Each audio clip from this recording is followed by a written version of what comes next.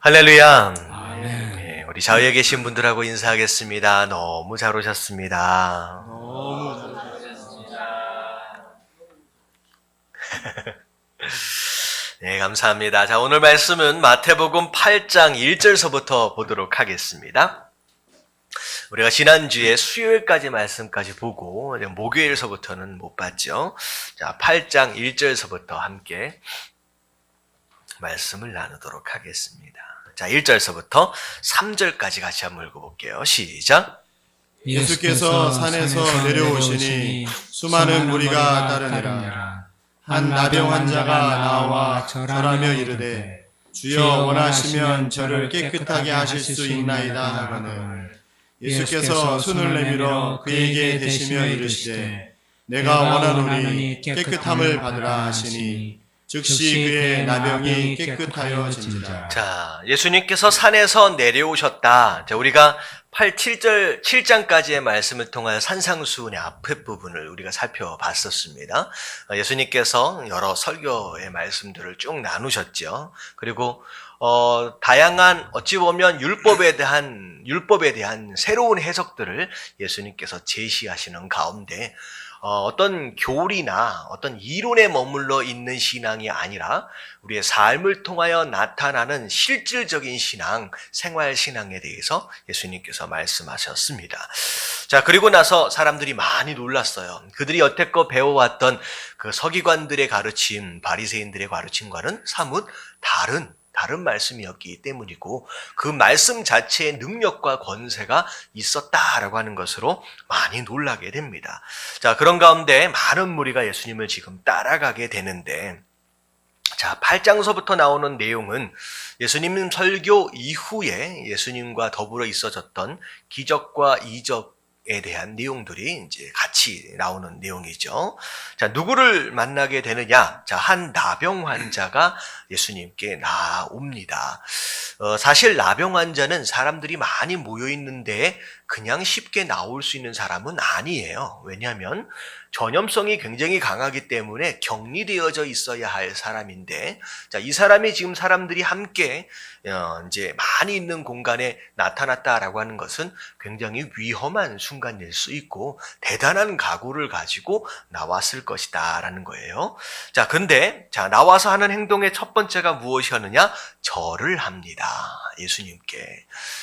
사람 앞에서 절을 한다라고 하는 것은 굉장히 스스로를 낮추는, 어찌 보면 굉장히 겸손한 태도의 모습을 보이게 되는 것이죠. 그래서 결국은 이 문둥병을 낫기 위해 나온 이 문둥병자, 그 병을 낫기 위해서 스스로를 낮추고 겸손한 모습, 그리고 어찌 보면 이 장면만 봐도 상당히 간절했겠구나라고 하는 것들을 우리가 엿보아 알 수 있는 대목이죠. 자, 근데 자, 뭐라고 말하면서 예수님께 나아오느냐? 주여 원하시면 저를 깨끗하게 하실 수 있나이다 하거늘.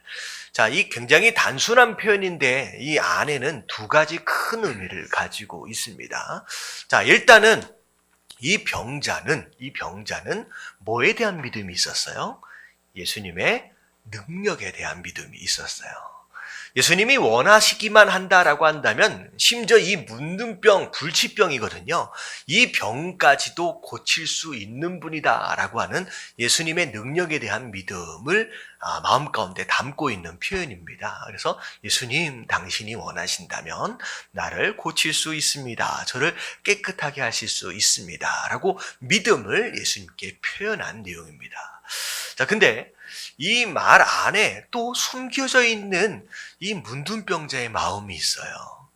예수님, 치료해 주실 수 있습니다. 라고 얘기하지 않고 뭐라고 있냐면, 원하신다라고 한다면.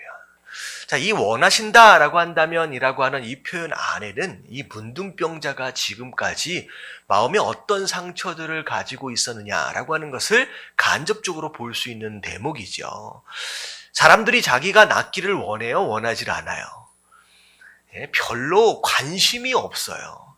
자기는 지금 병들어서 죽게 생겼거든요. 자기는 사회로부터 격리되어졌고 자기는 가족도 다 빼앗겨 버렸고 인생이 완전히 밑바닥까지 가버렸어요. 자기는 죽을 맛인데 주변에 있는 수많은 사람들은 자기가 어떤 고통 가운데 있는지 어떤 아픔 가운데 있는지 심지어 뭐도 없어요? 관심도 없어요. 근데 과연 저런 예수님이 내가 낫기를 원하실까? 이건 의심에 대한 내용이 아니라 어찌 보면 그 마음 가운데 지금까지 맺혀 있었던 상처를 지금 예수님 앞에 고백하고 있는 것이라는 거죠. 여러분, 이런 사람들이 우리 삶 가운데 많이 있습니다. 굉장히 괴롭고 힘들어요. 근데 내색하지 않아요. 괜찮은 척 살아갑니다. 사람들하고 만나면 웃어줘요. 하지만 사실 그 안에를 들여다보면 그 안에 그들만이 경험하고 있는 고통이 있고요. 괴로움이 있고요. 슬픔이 있어요.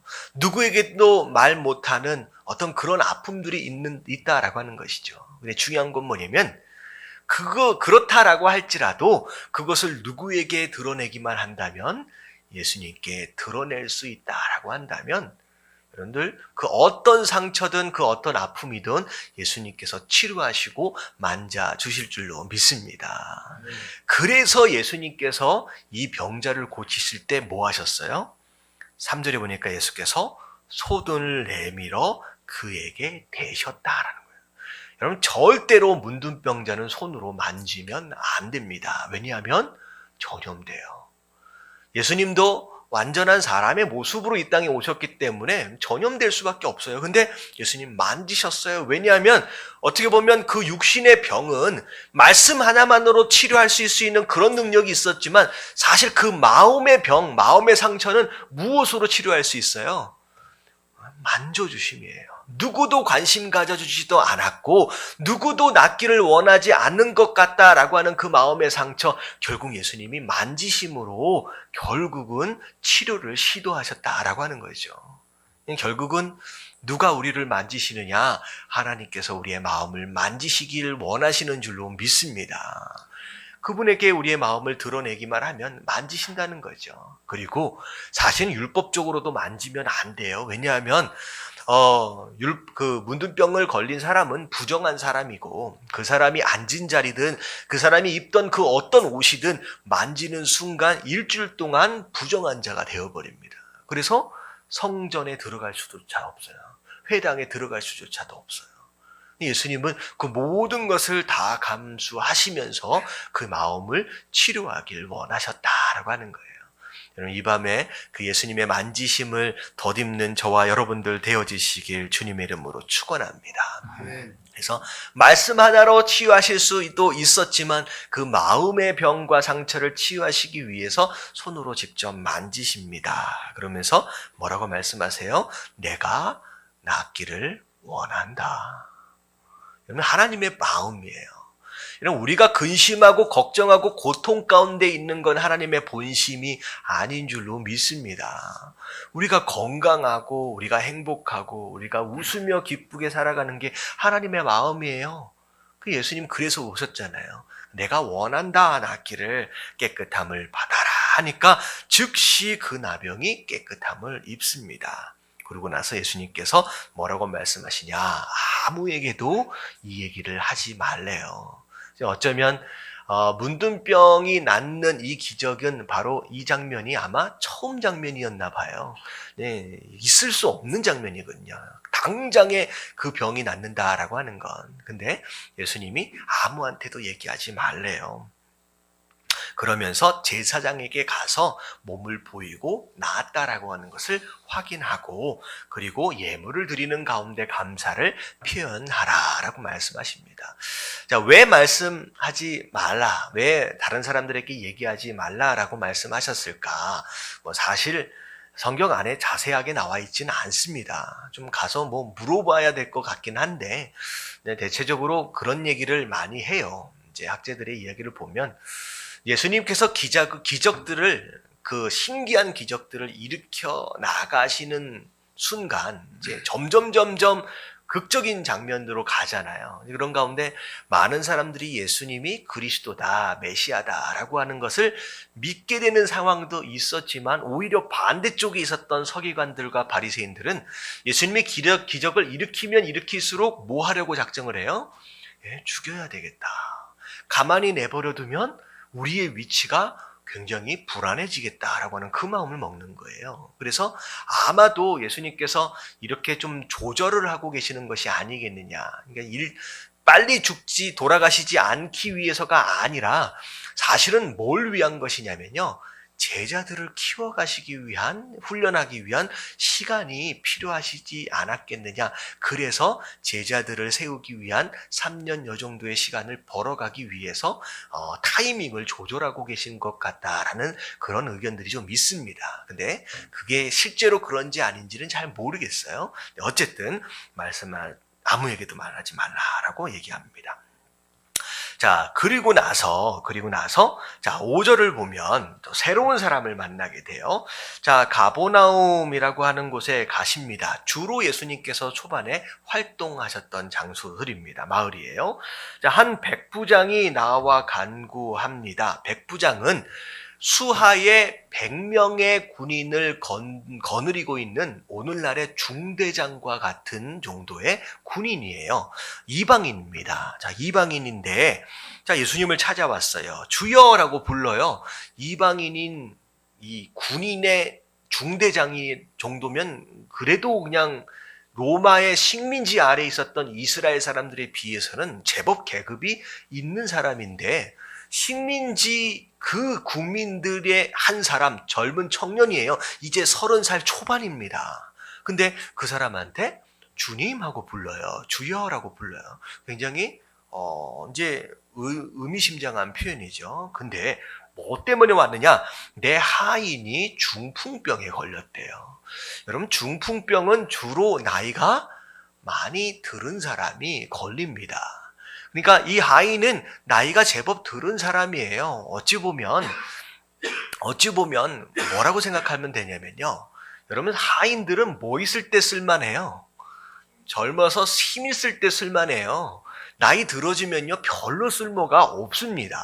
요령만 피워요. 근데 이 백부장은 참 인격적인 사람이다라는 생각이 들어요. 왜냐하면 늙었다라고 하는 것은 다시 말하면 함께 오랜 시간을 함께 했을 것 같다라는 생각이 들고, 그 하인은 어찌 보면 이제 그 당시로 보면 이제 소유물에 지나지 않는 상황임에도 불구하고 인격적으로 대할 줄 알고, 그리고 필요에 의해서 이용하는 어떤 그런 하인의 모습이 하인을 상대하는 그런 마음이 아니라 사람으로서 참 뭐랄까요, 그런 마음으로 대하고 있는 참 괜찮은 사람인다라는 생각이 좀 들어집니다. 근데 중풍병 때문에 집에 누워서 괴로워하고 있대요. 고쳐달래요. 자, 그랬더니 예수님 뭐라고 말씀하시냐? 내가 가서 고쳐주겠다. 그랬더니 백부장이 하는 얘기가 굉장히 의미심장한 내용을 얘기합니다. 주여, 내 집에 들어오심을 나는 감당하지 못하겠나이다. 사회적 지위로 봐서는 누가 위예요, 사실은? 백부장이 훨씬 위죠. 예수님은 목수의 아들입니다. 이제 랍비로 그저 조금씩 인정받고 있는 상태였기 때문에 예수님보다 훨씬 위라고 사회적으로 보면 그렇게 생각할 수 있어요. 근데 오히려 굉장히 이 백부장은 거꾸로 얘기를 하는 거예요. 왜냐하면요, 유대인들은요, 이방인의 집에 가요, 안 가요? 원래 율법적으로 가면 안 돼요. 이방인의 집에 들어갈 수 없을 뿐만 아니라 함께 식사를 나누는 것도 전통적으로 관례적으로 허락되어지지 않은 상태입니다. 그러니까 어찌 보면 이스라엘 지역에 이스라엘 사람들, 유대인들이 살고 있는 지역의 백부장이다라고 한다면 유대인의 관습들을 알고 있는 사람입니다. 그래서 예수님이 자기 집에 들어오게 되면 어떤 어려움이 있게 될 것이다 라고 하는 것을 배려한 것 같다라는 생각도 들어지고요. 자, 그리고 사실 그 문화적인 것과 관습적인 것들을 초월해서 그 뒤에 나오면 실제적으로 영적으로 예수님이 누구냐라고 하는 것에 대해서 이미 알고 있는 것과 같다라고 하는 그런 생각이 들어집니다. 자, 보세요. 자, 내 집에 들어오시는 것을 내가 감당하지 못하겠습니다. 다만 말씀만 하시면 그냥 내 하인이 낫겠대요. 여러분들, 이거는 시공간을 초월하여 역사하시는 하나님의 능력에 대한 신뢰예요.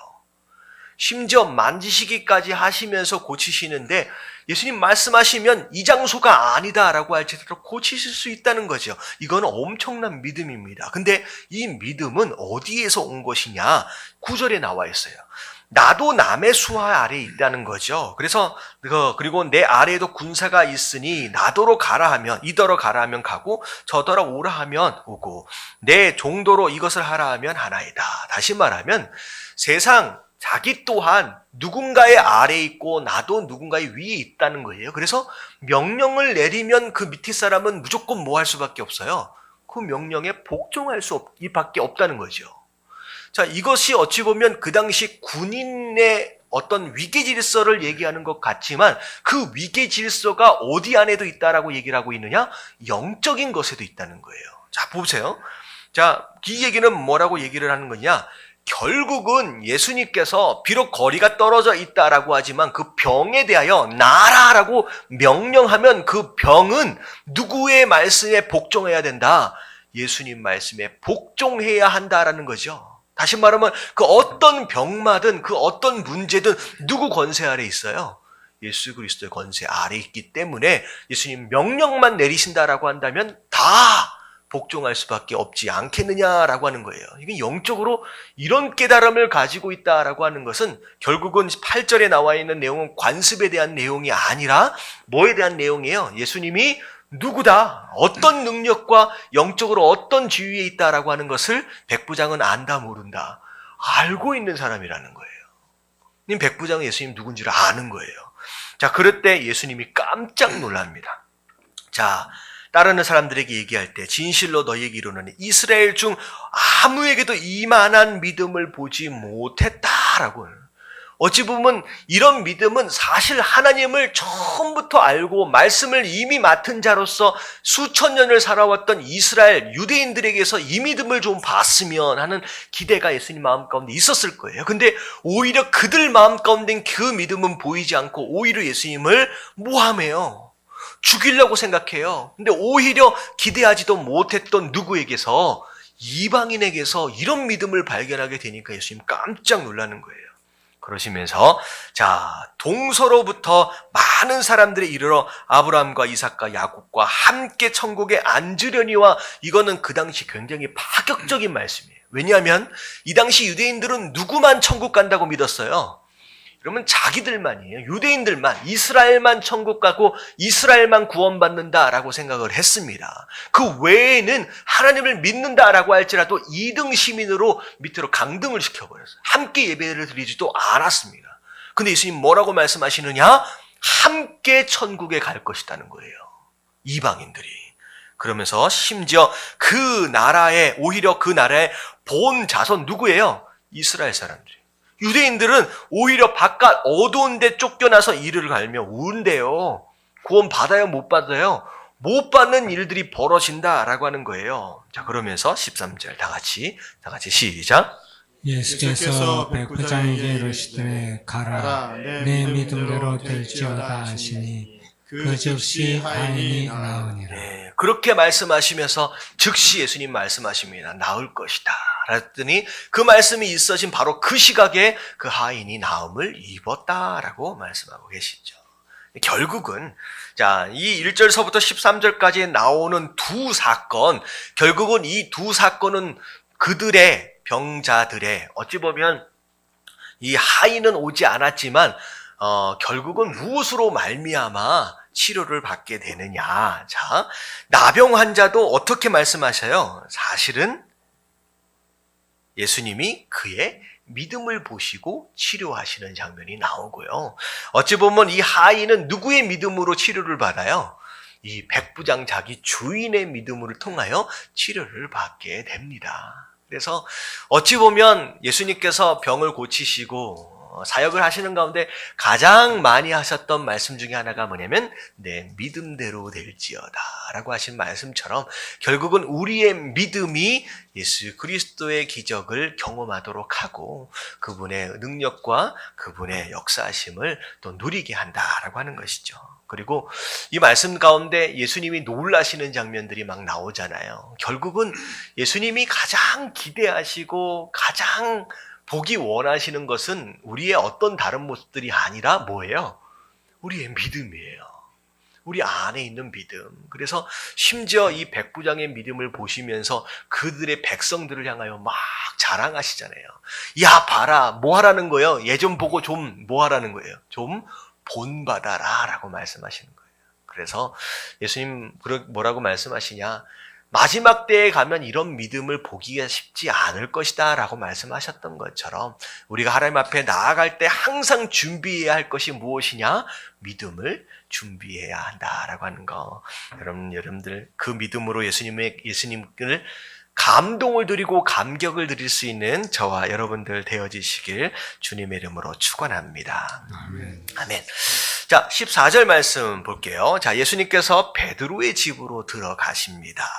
자, 그랬더니만 거기에 누가 있었어요? 장모가 열병으로 앓아 누워 있었다라는 거죠. 자, 그랬더니 그냥 예수님께서 손을 만지시니까 열병이 그냥 나아버렸어요. 그리고 나서 그 여인이 일어나서 예수님께 수종을 들었습니다. 자, 이 말씀을 보면 어찌 보면 누구의 믿음도 보이지 않는 것 같잖아요. 뭐 베드로가 예수님 장모가 병들었는데 좀 오십시오라고 초청한 것 같지도 않고 물론 초청했을 수도 있지만 그렇다고 장모가 낫게 해주세요라고 기도한 것도 아닌 것 같고 근데 어찌 보면 물론 나오는 자 예수님 나를 고쳐주십시오 나를 불쌍히 여겨주십시오라고 나오는 자를 향하여 그 믿음을 보시고 치료하시기도 하지만 때로는 예수님께서 어떻게 하세요? 찾아가시기도 한다라고 하는 거예요. 찾아가시기도. 그래서 이 장모 같은 경우는 오히려 예수님이 찾아가시는 것을 통하여 병을 나음을 입습니다. 그래서 이 말씀을 이렇게 쭉 보면서 이 말씀 속에서 우리가 발견해야 될 게 뭐냐면 그 예수님의 본성이에요. 예수님의 본성이에요. 예수님께서 병을 낫게 해야 되겠다, 낫게 하면 안 되겠다라고 하는 예수님의 어떤 의지나 어떤 그 결단에 의해서 지금 병이 낫고 병이 고쳐지고 하는 것이다라고 얘기할 수도 있지만 사실 예수님은 빛이기 때문에 어둠 가운데 나아가시는 순간 어둠은 자연스럽게 어떻게 돼요? 그냥 떠나가는 거예요. 그러니까 지금 이 마태복음을 통하여 지금 보여주길 원하는 것은 예수님의 본성이에요. 그분이 어떤 분이냐라고 하는 것과 그분이 어떤 장소에 어떤 환경 가운데 나아가시는 거냐에 따라서 그냥 질병이든 어두움이든 죄악이든 어떻게 되고 있어요 지금. 다 떠나가고 있다라고 하는 거. 예수님이 어떤 분이냐라고 하는 것에 대해서 지금 마태가 지금 설명하고 싶은 것이요. 그래서 예수님이 누구냐라는 거예요. 예수님이 누구냐. 그 어떤 병이든 말씀하실 필요도 없이 손만 얹으시면 그냥 그 자리에 계시는 것으로만 인하여서도 그 병과 그 어둠은 그냥 자연스럽게 떠나간다는 거죠.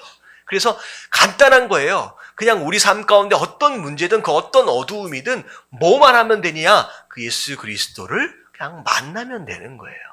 함께 하면 된다는 거예요. 가까이 하면 된다는 거예요. 그러면 우리가 의도치 않든 뭐 하든 상관이 없이 그냥 어두움과 나쁜 것들은 떠나가게 되는 줄로 믿습니다.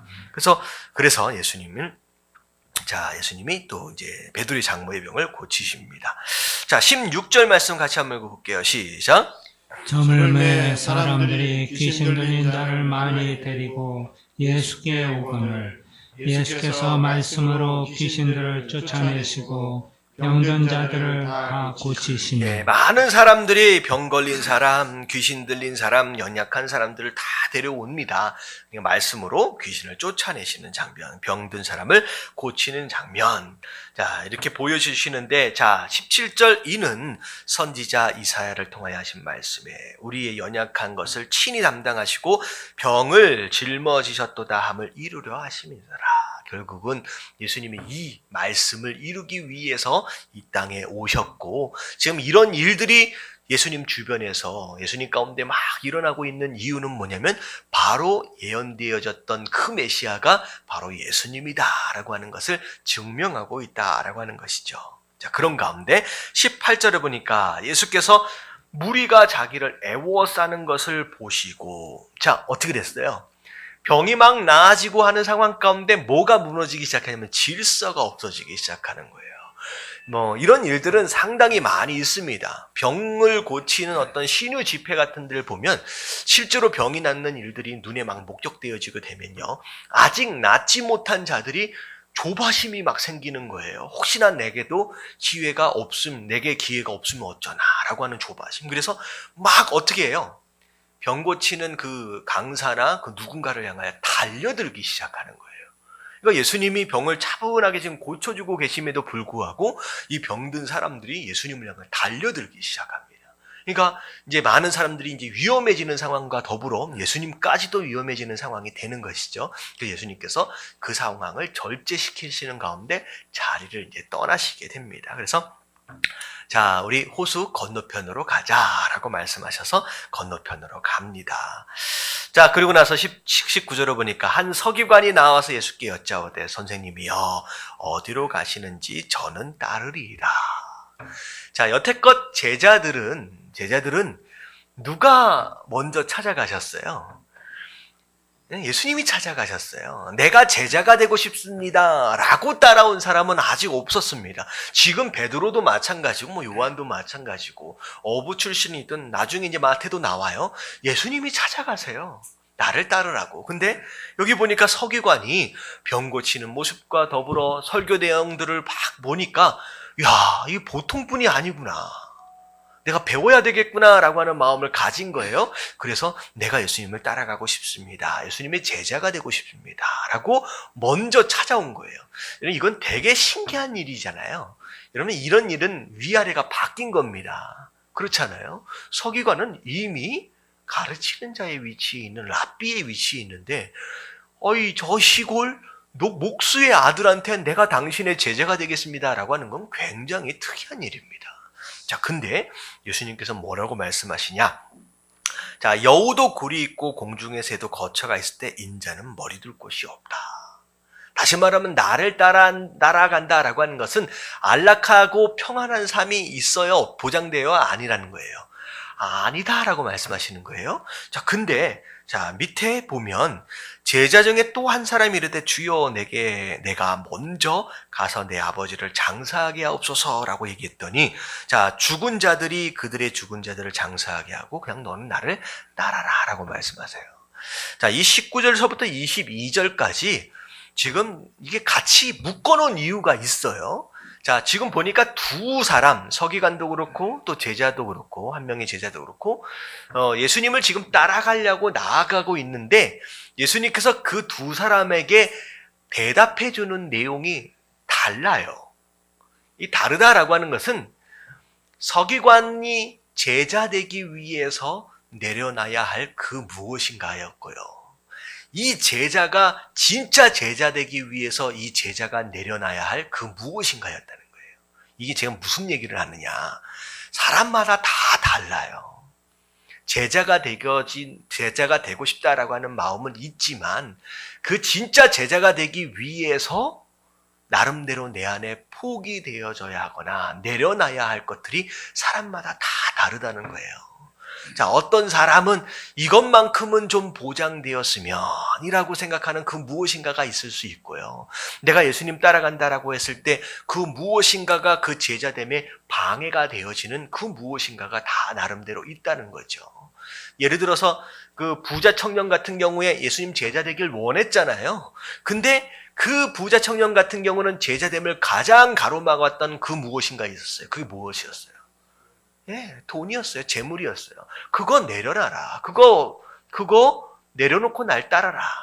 근데 결국은 이건 뭐냐면 내 안에 제자 되려고 하는 마음도 있지만 이 제자가 되기 위해서 나만이 내려놔야 할, 어쩌면 하나님보다 예수님보다 좀 더 앞서가고 있는 그 무엇인가, 좀 더 사랑하고 있고, 좀 더 의지하고 있고, 좀 더 중요하고 생각하고 있는 그 무엇인가가 있다라고 한다면 예수님은 내가 따르겠습니다라고 하는 순간 딱 그 부분을 지적하신다는 거예요. 딱 그 부분을 얘기하시잖아요. 너희 안에 여태껏 서기관으로서 누려왔던 안정적인 삶, 안락한 삶은 기대할 수 없다라는 거예요. 사실 서기관이 되었다라고 하는 것은 평생이 뭐된 삶이에요? 보장된 삶이에요. 그래서 서기관이 되려고 아둥바둥 하는 거예요. 그 당시에. 서기관이 딱 되어지는 순간 인생이 보장된 거예요. 마치 오늘날 뭐가 보장되었다라고 얘기할까요? 국회의원, 철밥통이라고 그러잖아요. 강력한 월급이 엄청나대요. 그리고 한 번 하게 되면요. 죽을 때까지 뭐가 나온대요. 연금이 나온대요. 절대 굶어 죽지 않는데요. 그래서 그 금배지를 달라고 그렇게 아둥바둥 하는 것 같아. 이런 거예요. 그러니까 그걸 위해서 여태껏 그랬는데 하나님은 다 아시는 거예요. 네가 내 제자가 되려고 하느냐? 하나님 우리 속은 마음을 다 들여다보고 계시는 거예요. 네 안에 그게 내려놔지지 않으면 나를 따를 수 없다는 거예요. 네 안에 물질을 내려놓지 않으면 나를 따를 수 없고, 네 안에 사람과의 관계를 내려놓지 않으면 나를 따를 수 없고, 네 안에 가족을 내려놓지 않으면 나를 따를 수 없고, 네 안에 물질을 내려놓지 않으면 나를 따를 수 없고. 이러면 정확하게 찝어서 말씀하고 계시는 거예요. 근데 중요한 건 뭐냐면 이 뒤에 이 사람들이 어떻게 반응했는지 나와요, 안 나와요? 안 나왔다라고 하는 것은 이 사람들이 따랐을까요, 안 따랐을까요? 안 따랐을 가능성이 높아요. 거의 90% 이상 딱 지적하는 순간 대부분은 포기합니다. 그래서 예수님의 제자가 12명밖에 없었던 이유가 뭐냐면 그 중에 가려진 사람들이었어요. 제자 되는 게 쉽지를 않습니다. 하지만 제자 되려 할 때 예수님께서는 반드시 우리 삶 가운데 물어보실 거예요. 네가 나를 따르기 위해서 그것마저도 내려놓을 수 있느냐? 그것마저도 내려놓을 수 있느냐? 그랬을 때 우리가 고민하게 될 거예요. 이제 우리가 수요 예배 때 배운 것처럼 무슨 갈등? 믿음의 갈등이 시작되는 거예요. 예수님을 따를 것이냐 아니면 이것을 포기할 것이냐. 그랬을 때 뭐 하라? 우리가 조종하는 거예요. 뭘 내려놓는 거예요? 그걸 내려놓는 거예요. 예수님보다 더 위에 있는 그 무엇인가를 내려놓는 순간 그때부터 제자됨이 시작된다라고 하는 거예요. 여러분, 하나님께서 사실은 계속 우리 삶 가운데 물어보고 계십니다. 그걸 내려놓을 수 있겠느냐라고. 여러분들 과감하게 조정하실 수 있는 저와 여러분들 되어지시길 주님 이름으로 축원합니다. 사실은 이건 평신도뿐만 아니라 주의 종들도 쉽지가 않습니다. 주의 종들도 나름대로의 그 무엇인가가 붙들고 있는 게 있어요. 이걸 포기할 수 있느냐라고 하는 것을 따라서 진짜 제자가 되느냐 아니냐라고 하는 것이 달려 있어요. 자, 23절, 24절 같이 한번 읽겠습니다. 시작.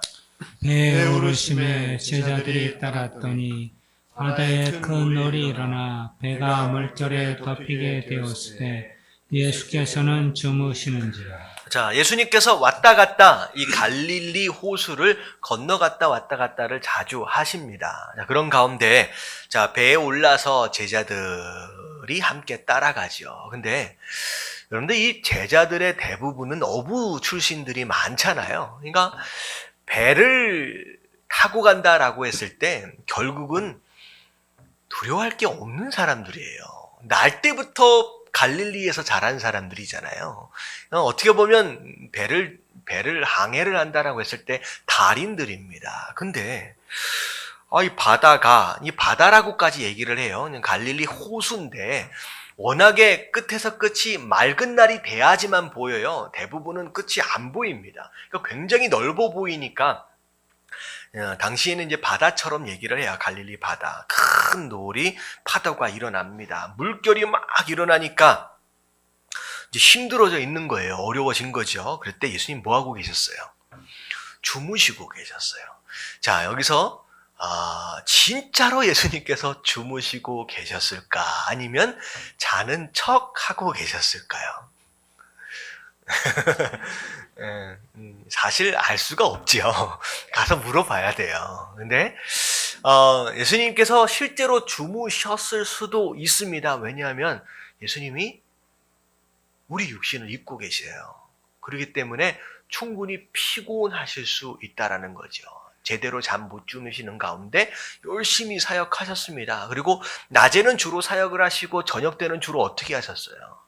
중간중간 기도하시는 장면들이 나오는 걸로 봐서 예수님께서 어쩌면 공생의 삶을 사시는 동안 깊이 잠을 오래 주무시지 못하셨을 것 같다라는 생각이 들어집니다. 그래서 이런 상황 가운데서 파도가 막 치고 있는 상황 가운데서도 충분히 주무실 수도 있었겠다라는 생각을 하실 수도 있고요. 자, 그리고 어떤 부분에 있어서는 과연 이런 상황 가운데서 이들이 어떻게 반응할 것이냐라고 하는 것을 테스트하기 위해서 의도적으로 상황을 만드셨을 수도 있겠다라는 생각을 해보게 됩니다. 근데 어찌되었든 뒷 이야기를 보면 결국은 이게 테스트가 돼요. 자, 이 제자들이 나와서 깨웁니다. 예수님, 주여 구원하여 주시옵소서. 우리가 죽게 생겼습니다. 이거는요, 어부가 목수에게 물어볼 내용이 아니죠. 여러분들, 바다의 다리는, 항해의 다리는 누구예요? 자기들이에요. 자기가 어부예요. 근데 지금 누구에게 살려달라고 얘기한 것이냐? 예, 목수에게 살려달라고 얘기를 한 거예요. 지금 이상한 분위기가 조성이 된 겁니다. 자, 근데 예수님이 뭐라고 말씀하시냐?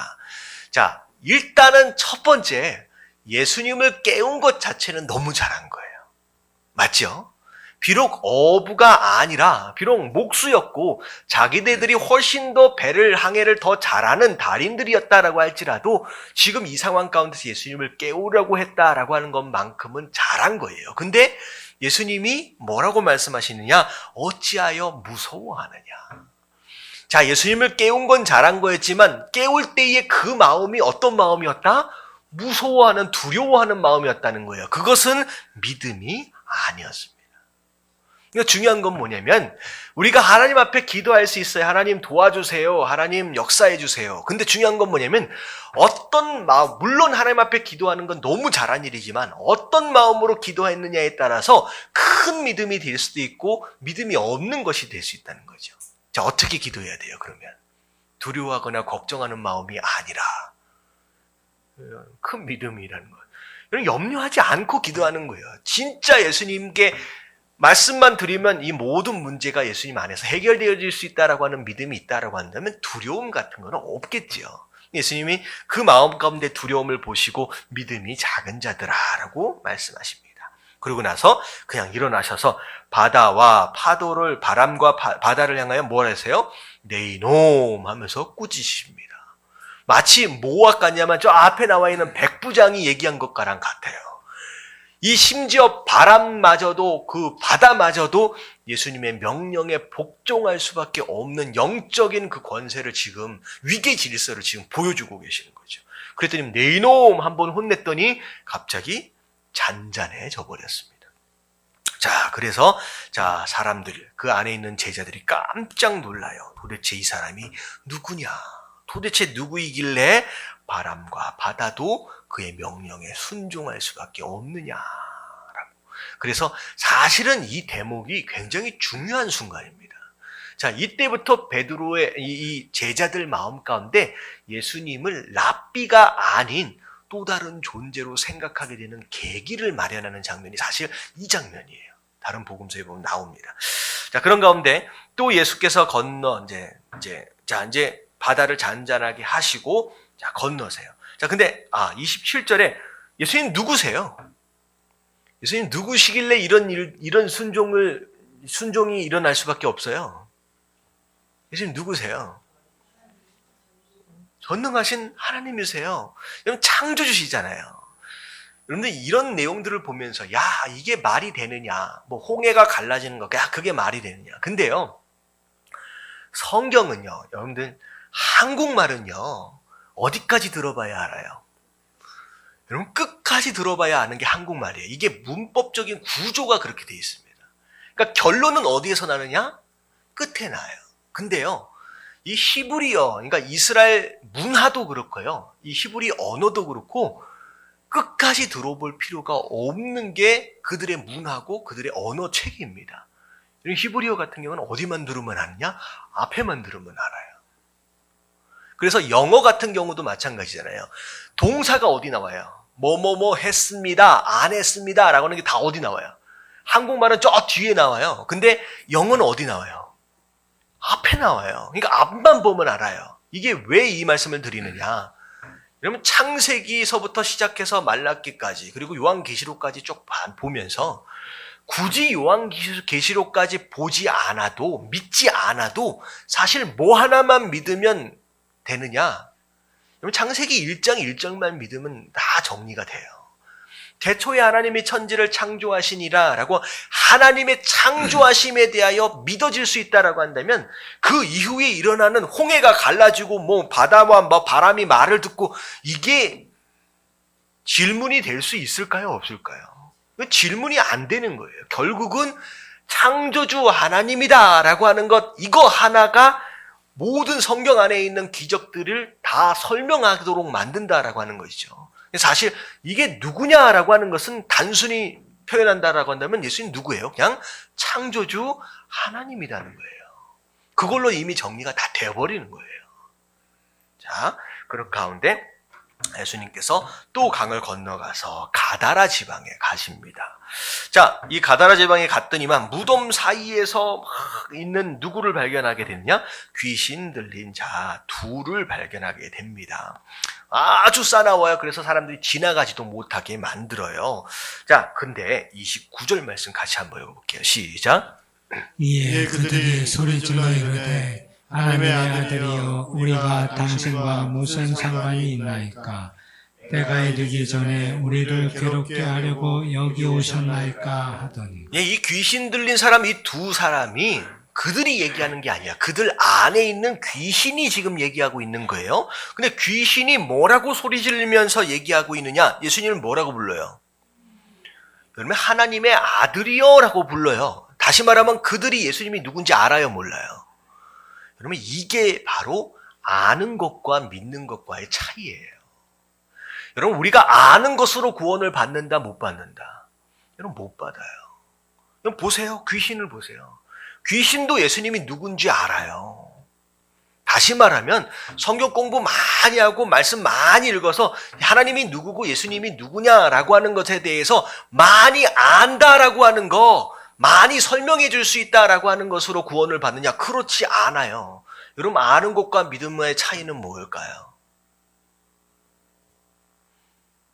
여러분 알잖아요, 귀신도. 여러분 아는 것과 믿음과의 차이가 분명해야 내가 구원을 받았는지 안 받았는지를 알죠. 여러분 아는 것과 믿는 것과의 차이. 아는 것은 지식이고요. 믿음은 뭐예요?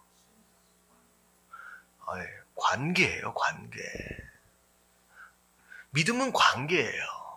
그분과 나랑 어떤 사이냐라고 하는 게 믿음인 거예요. 그래서 구원받기 위해서 예수 그리스도를 뭐 하라 그랬어요? 믿고 뭐 하라 그랬어요? 영접이라고 하는 단어를 왜 쓰느냐? 거기에 있는 거예요. 그냥 믿는다라고 하는 것은 아는 것과는 별로 다를 바가 없어 보이는데 중요한 것은 믿음이다라고 하는 것은 그분을 영접하는 거예요. 영접이 무슨 뜻이에요? 내 안에 모시어 드리는 거예요. 누구로? 구원자로, 주님으로 영접해 드리는 거예요. 그래서 결국은 관계 형성 자체가 그게 믿음이라고 부르는 거예요. 다시 말하면 그분과 내가 상관이 있어야 돼요. 상관이 없다라고 한다면 아무리 많은 그분에 대한 지식을 가지고 있다라고 할지라도 그냥 그분은 옆집 아저씨일 뿐이라는 거죠. 무슨 내용인지 아시겠죠? 그래서 이 귀신이 귀신처럼 아는 거예요. 그분이 누군지를. 하나님의 아들이여 우리가 당신과 무슨 상관이 있나이까 딱 나오잖아요. 상관이 있어요, 없어요? 얘기 잘 들어보세요. 귀신이 내가 당신과 무슨 상관이 있나이까 라고 얘기하잖아요. 상관이 있다는 거예요, 없다는 거예요? 없다는 거예요. 그냥 없으니까 지옥 가는 거죠. 중요한 것은 상관이 있어야 돼요, 없어야 돼요? 있어야 돼요. 우리가 그분하고 상관이 있어야 돼요. 여기 진짜 중요한 말씀. 여기 줄 쳐놓으세요, 여기. 이건 믿음과 아는 것과의 차이예요. 딱 지가 얘기를 하네. 내가 당신과 무슨 상관이 있나니까. 상관이 없으니까 지옥을 가는 거죠. 구원과는 상관이 없는 겁니다. 자, 때가 이르기 전에 우리를 괴롭게 하려고 여기 오셨나이까. 정해진 때가 되면요, 결국은 귀신을 괴롭게 하는 날이 온다는 거예요. 근데 지금 얘네들이 뭐라고 얘기하느냐? 아직 그때가 온 것 같지는 않은데 왜 벌써 와서 이렇게 힘들게 만듭니까? 라고 얘기를 하는 거예요. 자, 그랬는데 멀리서 보니까 돼지떼들이 있어요. 자, 귀신이 뭐라고 얘기하느냐?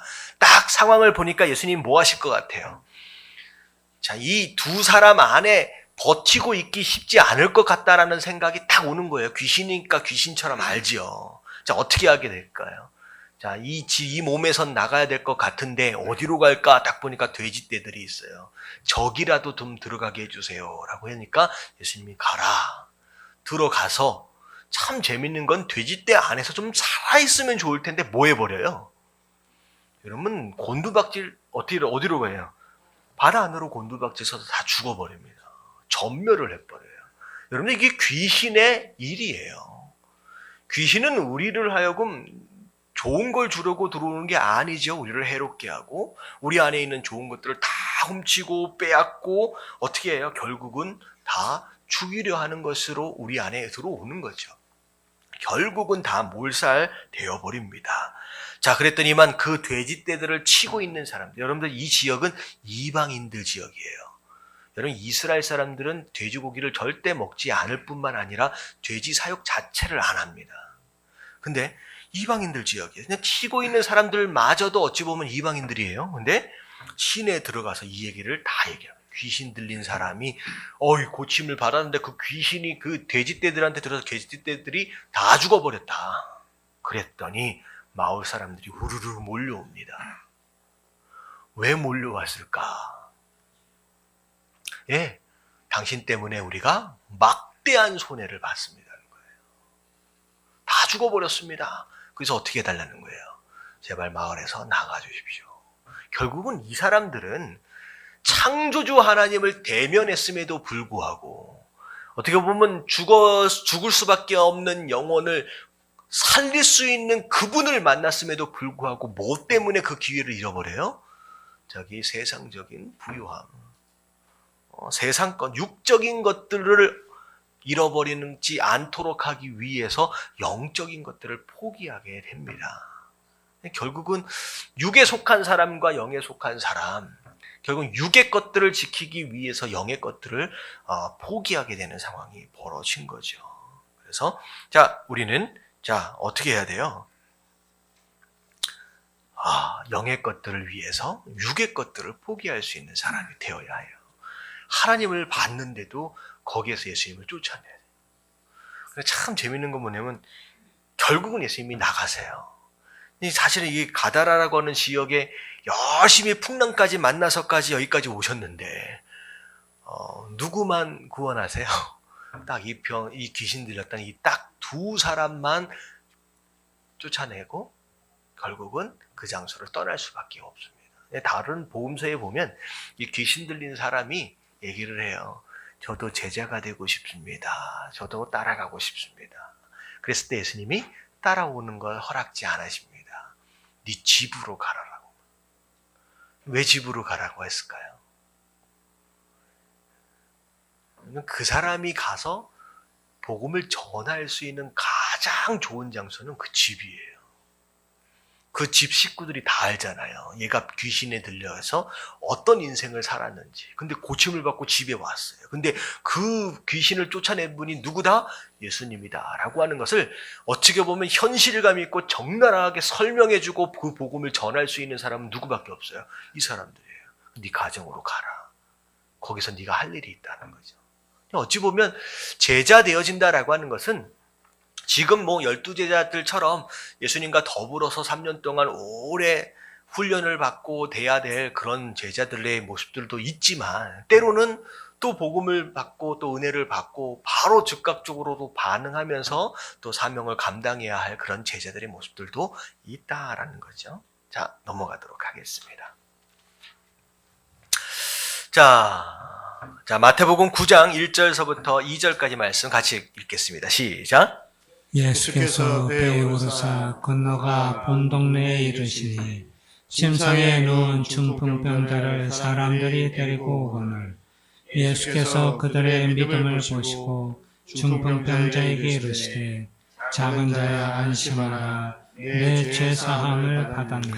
예, 이 말씀은 어찌 보면 우리가 주일학교 아이들 설교 때 많이 등장하는 내용이잖아요. 이 중풍병자와 친구들 해가지고. 중풍병자는 스스로 움직일 수 있는 상황이 아니잖아요. 결국은 매여서, 들 것처럼 매여서 왔는데, 다른 복음서를 보면 어떻게 만나요?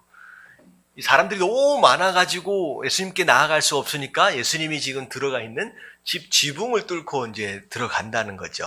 근데 어찌 보면 그 집주인이 뭐라 그랬을지 뭐 난리가 났겠지요. 남의 집 지붕을 막 뜯어내니까. 근데 중요한 건 뭐냐면 나중에 그걸 어떻게 보상을 해주든 안 해주든 중요한 건 뭐냐면 내 친구가 지금 예수님을 만나서 어떻게 해야 된다는 거예요. 빨리 나아야 된다는 거죠. 어찌 보면 이 친구들의 믿음으로 인하여 이 중풍병자가 고침을 받게 됩니다. 자, 그래서 이제 보면 그들의 믿음을 보시고 병자에게 이르시되 안심하라 내가 제사함을 받았다. 근데 되게 특이한 장면이에요. 다른 상황들 같은 경우에는 내 믿음대로 될지어다 내가 깨끗해졌다라고 말씀하시는데 지금 여기 말씀 가운데 보니까 죄사함을 받았다라고 말씀하시는 거예요. 자, 어찌 보면 이 중풍병 자체가 단순하게 걸린 병이 아니라 어떤 죄로 인해서 걸린 그런 병이었을 것이다 라고 하는 추측도 해볼 수 있고, 그리고 중요한 건 뭐냐면 굳이 병이 나았다라고 말씀하시기보다 죄사함을 받았다라고 말씀하시는 이유가 있다는 거죠. 자, 즉시 반응이 옵니다. 내 죄사함을 받았다라고 하는 순간 주변에 있던 서기관들이 무슨 생각을 하느냐? 신성을 모독했다. 자, 왜냐하면 죄를 사하는 능력은 누구에게만 있어요? 하나님에게만 있다는 거예요. 어떻게 하나님에게만 있는 그 능력을 자기가 마치 하는 것처럼 그렇게 표현할 수 있느냐라고 수근수근 거리는 거예요. 근데 예수님께서 다 아세요. 왜 그런 마음을 갖느냐, 악한 생각을 갖느냐. 자, 생각해봐라. 내가 죄사함을 받았느니라 라고 말하는 게 쉽겠느냐, 아니면 그냥 일어나서 걸어가라 라고 말하는 게 더 쉽겠느냐는 거예요. 뭐가 더 쉬워요? 뭐가 더 쉬워요? 그냥 일어나서 가라라고 하면 시비 걸릴 것도 없고 훨씬 더 쉽겠지요. 근데 굳이 이런 시비가 걸릴 것을 아시면서도 죄사함을 받았다라고 말씀하시는 이유가 있다는 거예요. 왜 있다는 거예요? 6절 말씀 다 같이 시작. 그러나 인자가 세상에서 죄를 사하는 권능이 있는 줄 너희로 알게 하려 하노라. 자, 뭐 하기 위해서 이 죄사함을 받아라라고 말씀하시는 이유는 뭐냐면 내가 죄사하는 권능을 가지고 있는 누구다? 하나님이다라고 하는 것을 너희로 하여금 알도록 하시기 위해서 일부러 얘기했다는 거예요. 자, 그러고 나서 자, 침상을 가지고 집으로 가라라고 하니까 진짜 일어나서 가버리는 거예요. 죄사함을 받아라 라고 하는 것이 그분의 능력이 아니었다라고 한다면 갈 수 있었을까요? 없었을까요? 없었겠죠. 죄사함을 받아라 라고 하는 것이 그분의 권능이었기 때문에 실제로 일어나서 가는 역사가 일어납니다. 그랬더니만 무리가 보고 뭐 했다? 두려워했다. 이런 권능을 사람에게 주신 하나님께 영광을 돌리리라. 이건 하나님의 권능인데 이 권능이 어떻게 사람에게서 나타나느냐라고 하면서 굉장히 놀람과 함께 두려운 마음을 갖게 됩니다. 자, 그러고 나서 자, 9절. 자, 드디어 이 말씀을 기록하고 있는 저자가 등장을 하죠. 누구예요? 자, 그것을 떠나 마태라고 하는 사람. 자, 이 사람은 뭐 하는 사람이에요? 세관이었다.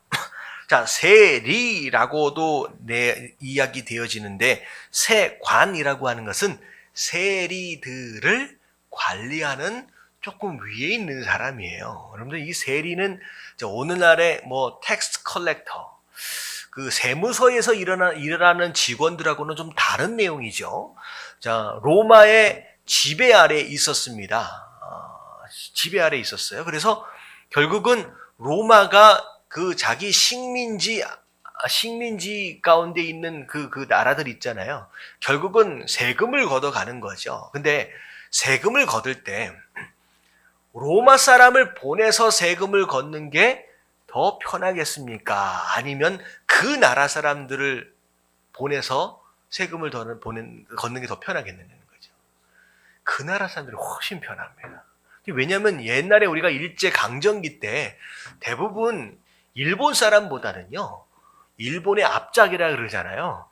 그 친일파에게 붙어서 그 사람들이 훨씬 더 악랄하게 이 조선 사람들을 훨씬 더 심하게 괴롭혔어요. 왜냐하면 일본 사람은 한국 문화를 몰라요.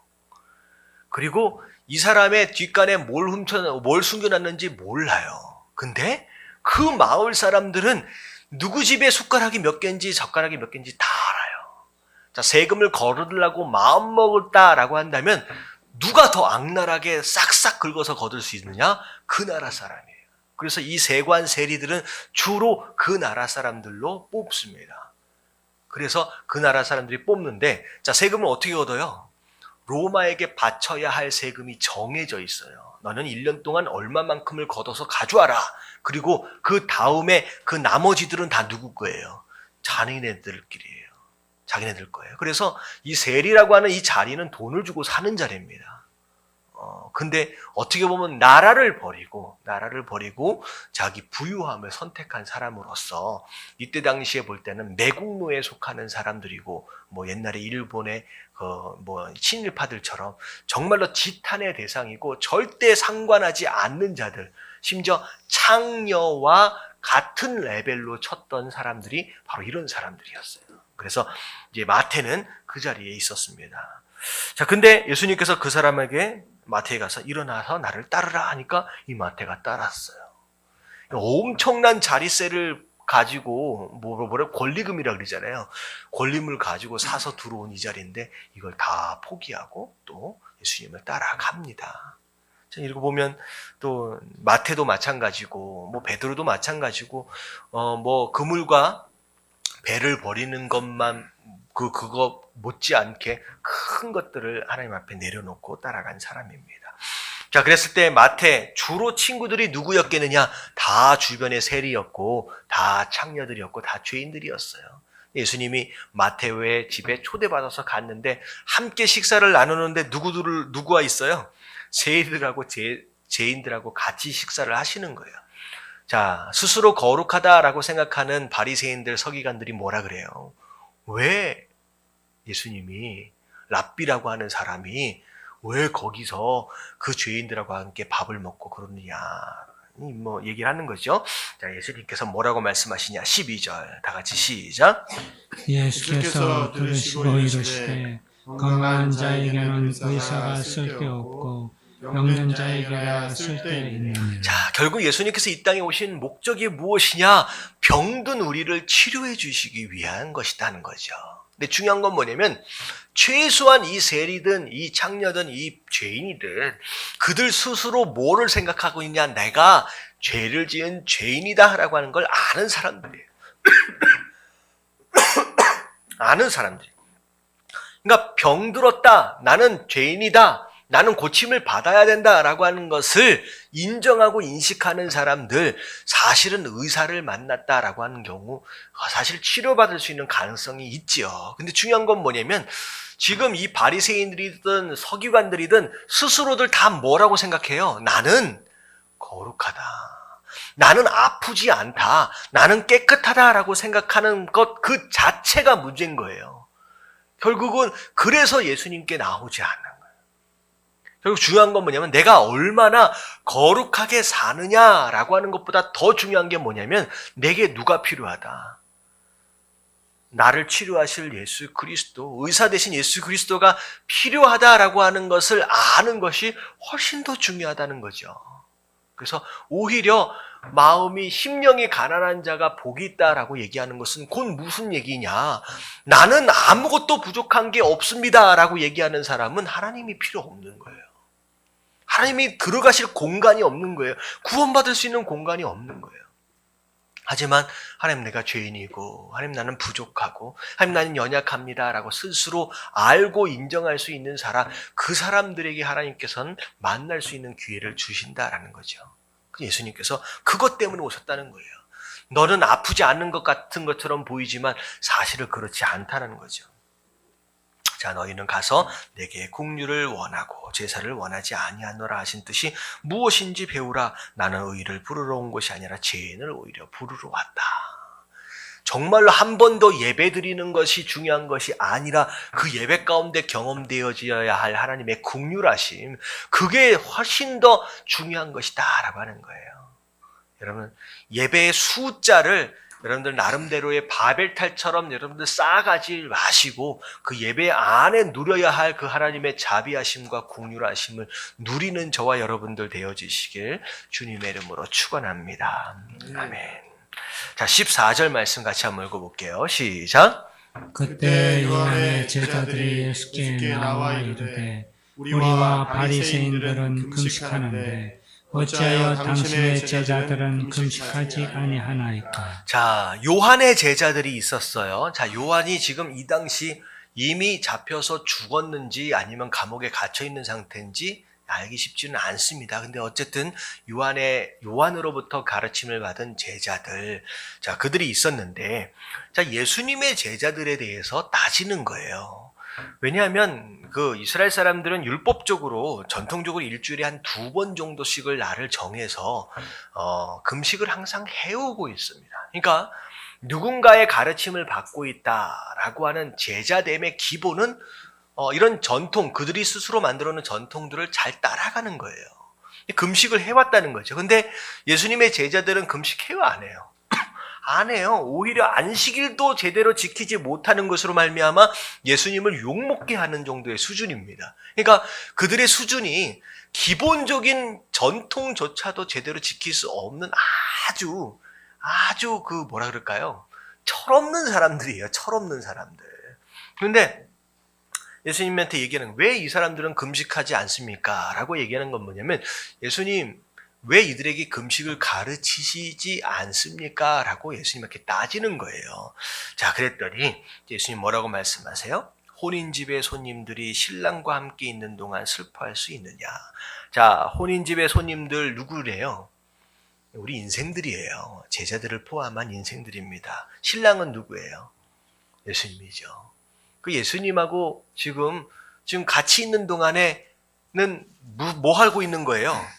혼인집이라는 것은 잔치라는 거죠. 그러니까 우리 인생이 창조주 되시는 예수 그리스도를 만나고 있다라고 하는 것은 무엇과 같느냐? 마치 잔치와 같이 굉장히 기쁜 순간이라는 거예요. 이런 순간에 왜 근심하겠느냐? 하지만 나중에 이 신랑을 빼앗기는 날, 예수님께서 돌아가시고 하시는 그 날이 곧 오게 될 것이라는 거예요. 그때는 시키지 않아도 결국은 하게 될 것이라는 거죠. 이 말씀대로 어찌 보면 예수님의 제자들, 예수님께서 돌아가시기 전까지는 철없는 사람들이었지만 나중에 사도행전에 봐서 보면 이 제자들이 어떤 제자들이 돼요? 정말 사도다운 사도로 정말 달라지는 모습들을 우리가 보게 됩니다. 이 말씀처럼. 근데 여기에서 이제 16절에 이제 비유를 말씀하시는데, 자, 생배 조각을 낡은 옷에 붙이는 자가 없나니 이는 기운 것이 그 옷을 당겨 헤어짐이 더할 것이다. 생배 조각, 이제 만든 천이잖아요. 아직 한 번도 빨아본 적이 없어요. 근데 낡은 옷이다라고 하는 건 수차례 빨아가지고 헐거워진 겁니다. 근데 같이 꼬매놓은 다음에 나중에 빨면 어떻게 돼요? 이게 쪼그라드는 정도가 다르기 때문에 나중에 어떻게 돼요? 이게 둘 다 못 쓰게 되어버린다는 거죠. 그리고 또 뭐라고 또 말씀하시냐? 새 포도주를 낡은 가죽 부대에 넣지 않는데요. 새 포도주는 어디에 넣는 게 맞아요? 새 부대에 넣어야 된대요. 낡은 부대에 넣으면 터져버린대요. 저는 새 포도주 해가지고 새자가 들어가니까 좋은 술인지 알았어요. 근데 술은 새로 만든 게 좋아요? 오래 묵힌 게 좋아요? 오래 묵힌 술이 좋은 겁니다. 오래 묵힌 건 먹어보지 않아서 잘 모르겠는데, 근데 중요한 건 뭐냐면 새 포도주, 이제 담근 포도주는 묵히는 과정을 통해, 발효되어지는 과정을 통하여 뭐가 자꾸 발생을 하게 되느냐? 가스가 발생을 하게 돼요. 그래서 새 포도주는 새 부대에 넣어서 탄력이 있는 이 가죽 부대에 넣어서 팽창하더라도 절대 터지지 않도록 딱 잡아줘야 돼요. 그렇지 않으면 나중에 팽창하다가 낡아져 있는 가죽 부대 같은 경우에는 탁 터져버리면 어떻게 되냐? 가죽 부대도 못 쓰고 포도주도 결국은 발효도 못 쓰고 다 버린다는 거죠. 자, 이것은 이거 두 가지로 좀 해석을 할 필요가 있어요. 이게 첫 번째는 이제 신학적인 해석을 좀 해볼 수 있고, 또 한쪽으로는 이제 상황적 해석을 해볼 수 있습니다. 기본적으로 신학적으로 해석을 한다라고 한다면 지금 여기서 나와 있는 낡은 옷과 낡은 가죽 부대는 뭘 상징하고 있느냐? 오랫동안 그들이 맹종해왔던 율법주의를 의미하는 거예요. 율법주의. 그래서 일주일에 2번 금식하기로 했으면 무조건 2번 해야 되는 것이고, 하루에 몇 번 기도하기로 했으면 무조건 해야 되는 것이고, 그러니까 그들의 구원과 그들의 모든 어떤 영적인 어떤 신앙생활은 무엇을 따라 움직여야 되느냐? 율법을 따라 마치 톱니바퀴처럼 철저하게 굴러가야 되는 거예요.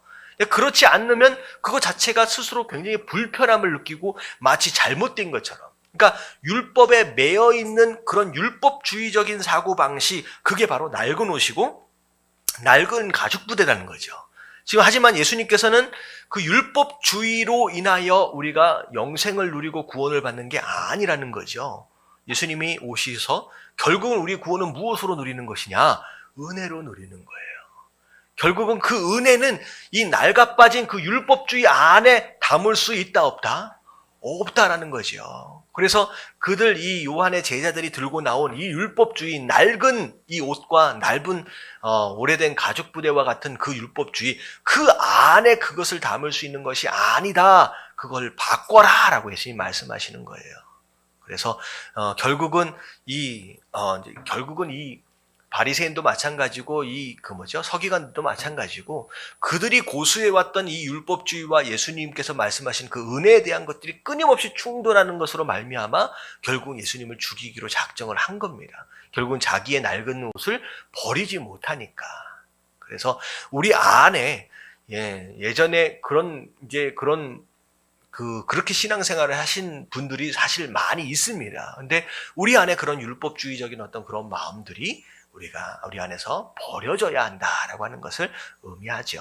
자, 그리고 또 상황적인 해석을 보면 결국은 낡은 옷과 낡은 가죽 부대는 그들의 모습들을 의미하는 거예요. 그리고 이제 생배 조각, 이제 새 포도주는 누굴 의미하느냐? 이제 신앙생활 좀 열심히 해보려고 하고 제자 돼보려고 하는 예수님의 제자들의 모습을 의미합니다. 그래서 어찌 보면 신앙생활 하고 가정에서도 보면 신앙생활 한다라고 하지만 참 믿음이 약하고 연약한 지체들이 상당히 많잖아요. 근데 중요한 건 뭐냐면 그들이 좋은 옷이 되어질 수 있게끔, 그리고 저들이 좋은 술이 되어질 수 있게끔 정말로 필요한 건 뭐냐면요, 시간도 필요하고 기다림도 필요해요. 그리고 그들을 또 품어줄 수 있는 낡은 옷이나 낡은 가죽 부대가 아니라 좋은 옷과 좋은 가죽 부대가, 새 부대가 필요하다라고 하는 거죠. 그래서 10년, 20년 오랫동안 신앙생활을 하신 분들은 새로운 분들을 향하여서, 연약한 자들을 향하여 막 정죄하고 비판하고 판단할 게 아니라 어떻게 하라는 거예요? 탄력성 있는 그런 부대를 잘 준비해서 그들을 충분히 품어줄 수 있는 그런 여유들이 우리 안에 있어야 한다라고 하는 거죠. 그런 사람들 되어지시길 주님의 이름으로 축원합니다. 자, 18절 말씀 같이 한번 읽어볼게요. 시작.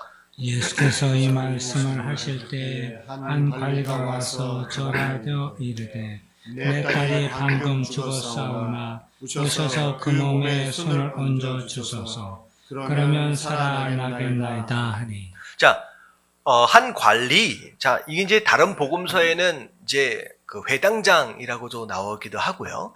좀 같은 사건인지 아니면 다른 사건인지 조금 난해하긴 합니다. 근데 그냥 이 말씀만 그냥 볼게요. 이 말씀만.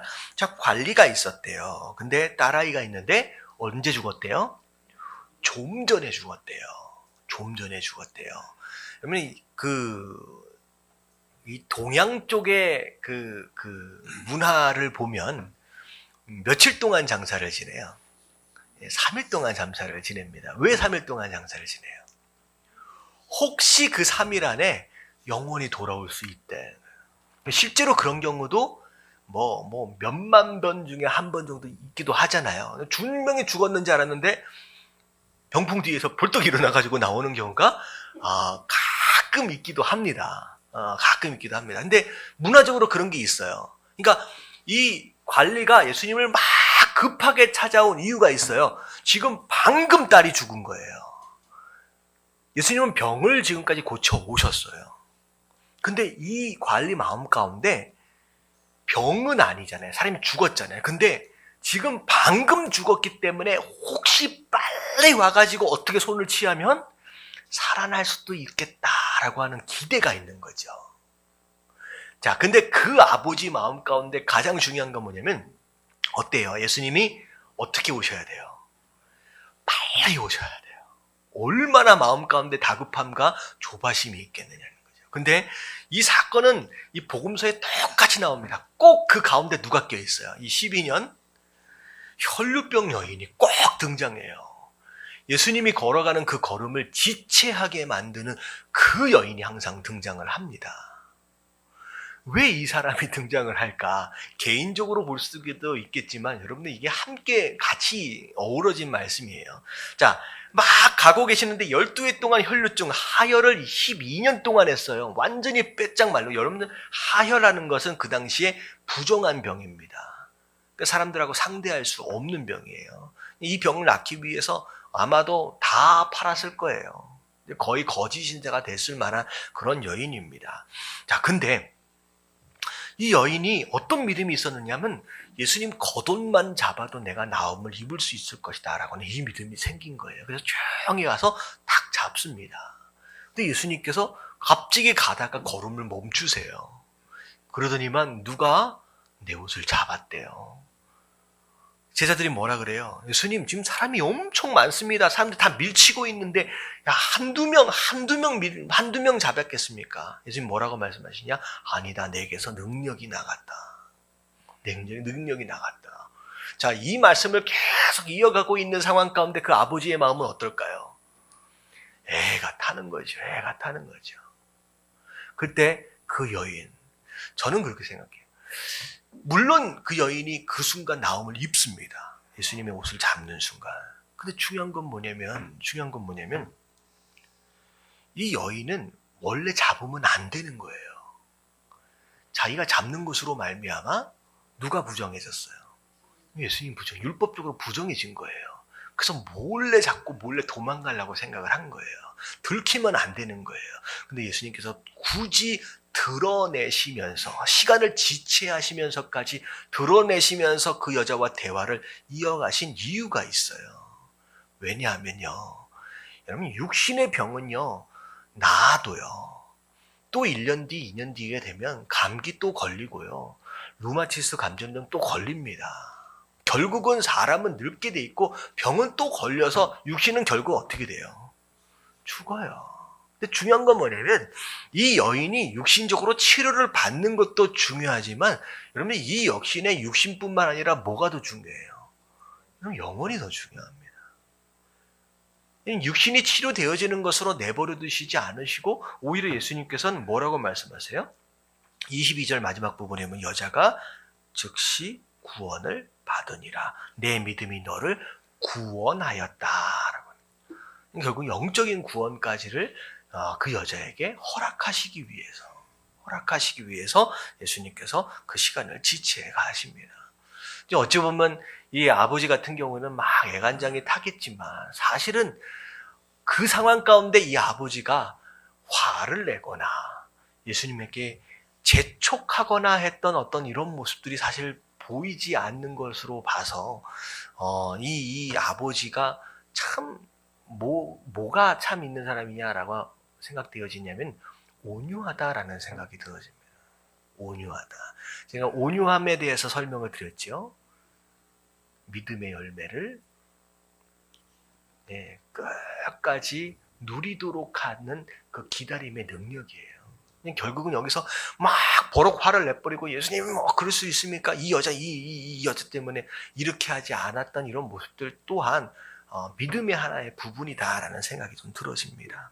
자, 그런 가운데 자 관리집에 갔더니 뭐 있어요? 사람들이 피리 불면서 떠들고 있습니다. 이미 죽었다는 거예요. 장사를 준비하고 있는 거예요. 자, 예수님 뭐라고 말씀하시냐? 이어 소녀가 죽은 게 아니래요. 뭐 하고 있대요? 자고 있다. 여러분, 사람들에게 있어서는 죽은 게 맞아요. 여러분, 죽음은 뭘 의미하느냐? 절망이에요. 소망이 없다는 거예요. 끝이라는 거예요. 근데 사람들이 볼 때의 죽음은 그런 것이지만 예수님에게 있어서의 죽음은 마치 무엇과도 같다는 거예요. 자는 것 같다는 거예요. 조금 있으면 뭐 하면 되는 거예요? 그냥 일어나면 되는 거예요.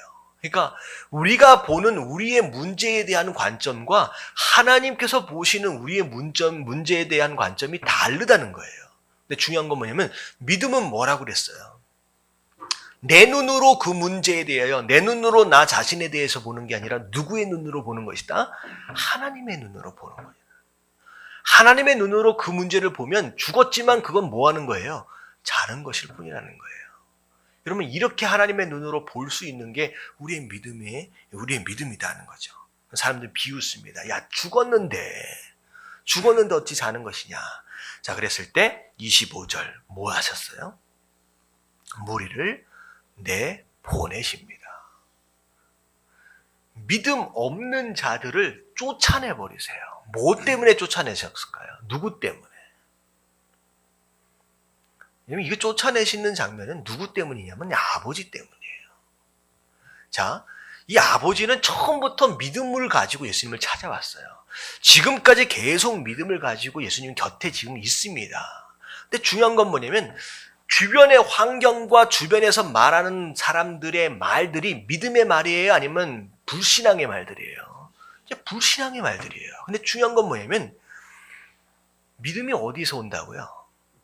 들으면서 와요. 지금 예수님은 잔다라고 말씀하고 계시는데 그들은 비웃습니다.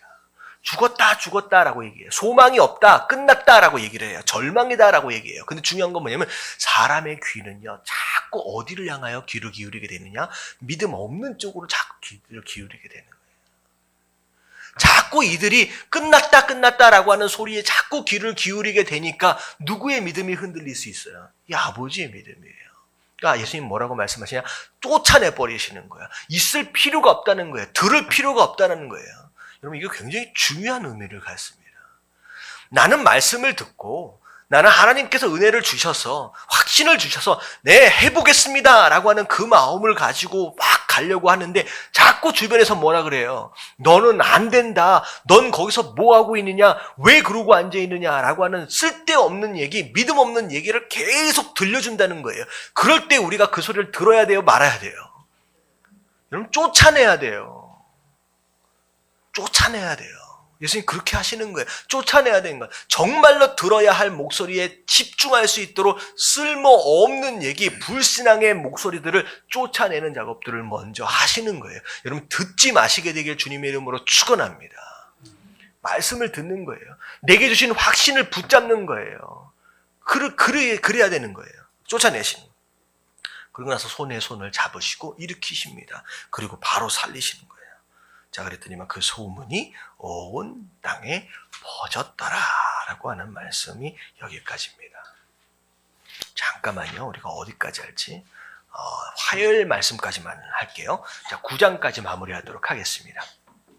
자, 27절 다시 한번 읽어볼게요. 시작.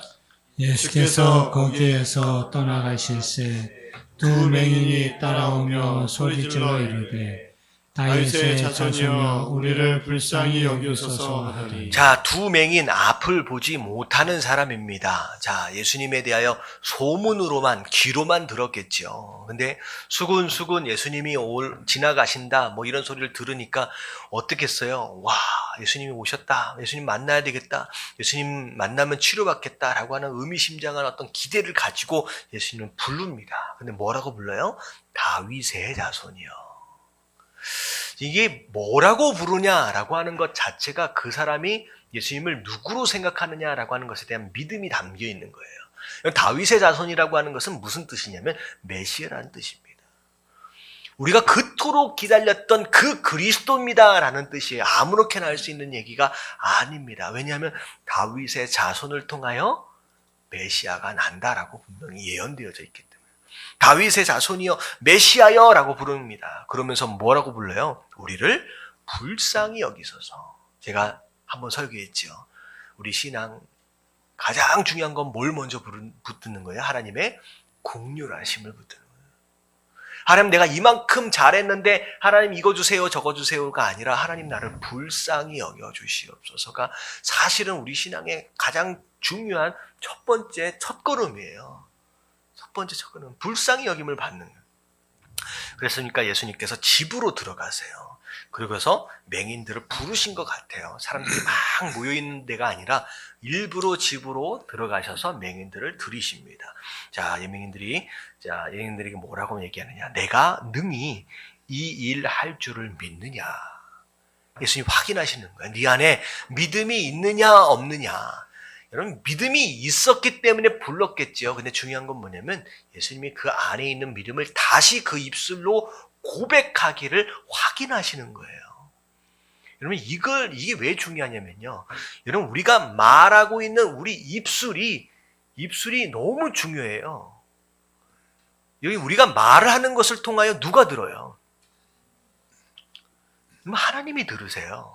그리고 또 누가 들어요? 내가 얘기하고 있기 때문에 내가 들어요. 그리고 또 누가 들어요? 여러분 사단이 듣습니다. 여러분 얘가 입술로 말로 표현하고 있는 이 내용은요. 세 사람이 듣는 거예요. 하나님이 듣고 내가 듣고 사단이 들어요. 여러분 예배 가운데 중간중간 제가 축원합니다 라고 하면서 믿음으로 아멘 하기를 제가 이제 분위기를 만드는 경우가 있거든요. 여러분들 그건 예배 분위기를 위한 것일 수도 있지만 너무 중요한 건 뭐냐면 지금 말씀되어지고 있고 그 가운데 결단하게 되고 들어오고 있는 이 믿음에 대해서 뭘로 표현하자는 거예요? 우리의 입술로 표현하자는 거예요. 그럼 예수님께서 그 방법을 쓰시는 거예요. 분명히 불러서 그렇게 나왔으면 당연히 믿음이 있겠죠. 근데 다시 한번 그 입술로 아멘 그렇습니다 나는 믿습니다 라고 하는 것을 그 입술로 다시 한번 복창하도록 만드시는 거예요.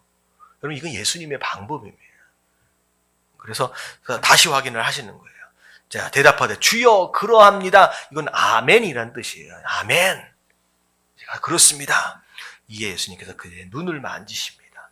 자 내 믿음대로 될지어다. 자 그런 가운데 눈이 밝아졌어요. 근데 또 엄히 경고하시되 아무에게도 알리지 말래요. 아무에게도 말지 말래요. 자 그랬더니 그 31절 다 같이 한번 읽어볼게요. 시작. 그들이 나가서 예수의 소문을 그 온 땅에 퍼뜨리니라. 자 아무에게도 알리지 말라라고 말씀하셨는데 그 맹인들이 나가서 뭐 했다? 소문을 펼치고 다녔다. 자, 불순종했어요? 순종했어요? 그런데 이게 불순종했다라고 여겨질 수 있지만, 여러분 이 말씀은 불순종했네라고 여겨질 수 있는 내용은 아니고요. 그럼 뭐냐면요. 진짜 예수님을 만나고 그분의 역사심을 경험한 사람은요. 전파하지 않고는 견딜 수가 없는 거예요. 심지어 예수님께서 하지 말라고 하셨음에도 불구하고 내가 그걸 경험했는데 내가 눈을 떴는데 전하지 않고는 견딜 수가 없는 마음이에요. 여러분 이게 전도자의 마음입니다. 전도해라 전도해라. 굉장히 큰 부담감에 의해서 전도하는 것 여러분들 물론 그 부담을 통하여 전도할 수도 있겠지만 실제로 진짜 전도자의 마음은 이 마음이어야 돼요. 입 다물어 말하지 마 라고 한다라고 할지라도 전하지 않고는 견딜 수 없는 그 마음 여러분 이 마음을 가져야 되는 줄로 믿습니다. 예수님 만나면 이렇게 돼요. 자 그들이 나아갈 때 귀신 들려 말 못하는 사람들을 예수께로 데려오니 귀신 때문에 말 못하는 벙어리가 온 거예요. 자 귀신이 쫓겨나고 말 못하는 사람이 많아거든 무리가 놀랍게 여기르되 이스라엘 가운데 이런 일을 본 적이 없다 하되 뭐 구약의 선지자들 가운데 가장 유명한 사람이 뭐 엘리사 뭐 이렇게 생각할 수 있잖아요. 근데 그들이 행했던 기적하고도 비교할 수 없는 일들이 지금 일어나고 있는 거죠. 자, 그랬더니 바리새인이 뭐라 그래요? 귀신의 왕을 의지하여 귀신을 쫓아낸다. 이런 일들을 보면서도 엉뚱하게 모함하는 사람들이 있다는 거죠. 있다는 거예요. 자, 예수께서 모든 도시와 마을에 두루 다니사 그들의 회당에서 가르치시며 천국 복음을 전파하시며 모든 병과 모든 약한 것을 고치셨다. 가르치시고 전파하시고 고치시는 사역들을 쭉 해가십니다. 자, 무리를 보고 불쌍히 여기시니 이는 그들이 목자 없는 양같이 고생하며 기진함이라. 예수님을 막 따라오고 있는 이 많은 무리들을 보니까 참 불쌍히 여기시는 거예요. 뭐가 없어요? 목자가 없는 것 같이 스스로 살아보려 하다 보니까 기진하고 어찌 보면 고생하고 있다는 거죠. 목자가 있어야 고생이 끝나요. 목자가 있어야 된다는 거죠. 그래서 양이라고 하는 동물 자체는요, 하나님께서 특별한 목적에 의해서 만들어진 피조물인 것 같다는 생각이 들어집니다. 모든 생물들 가운데 가장 미련하고 가장 약한 동물이에요. 그래서 어찌 보면 스스로를 보호할 수 있는 그 어떤 기능 자체가 아예 없고요. 다리가 엄청 짧아요. 숏다리예요. 그래가지고 누가 뭘 쫓아오면 도망 자체를 못 갑니다. 그리고 눈이 그렇게 어두워요.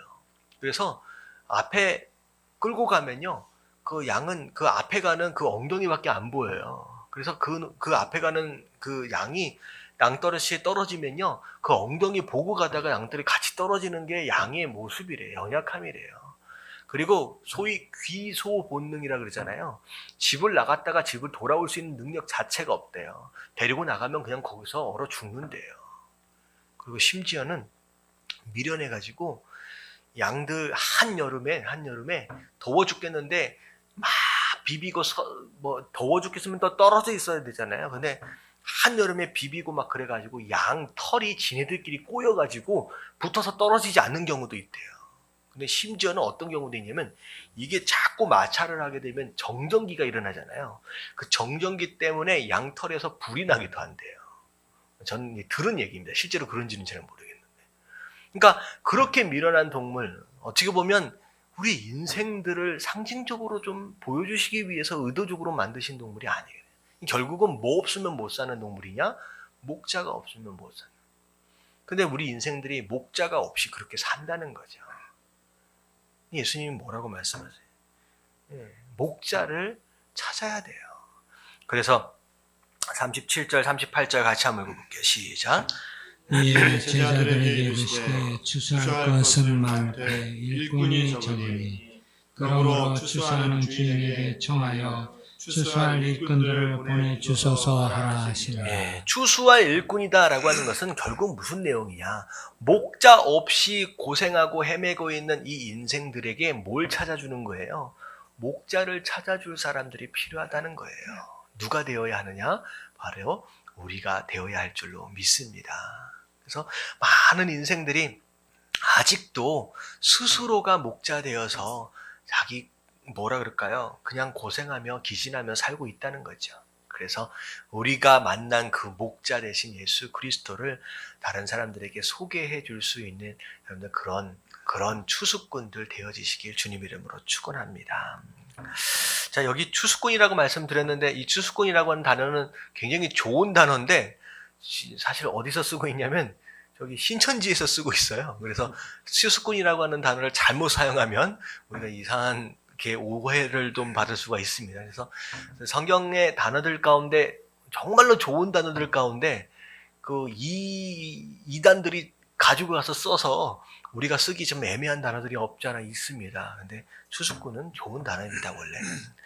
자, 일단은 내용들이 상당히 많아서 조금 시간들이 좀 걸리긴 하지만 중간에 좀 빼놓고 가기엔 좀 애매한 것 같아서 좀 이제 자세히 좀 설명을 드렸습니다.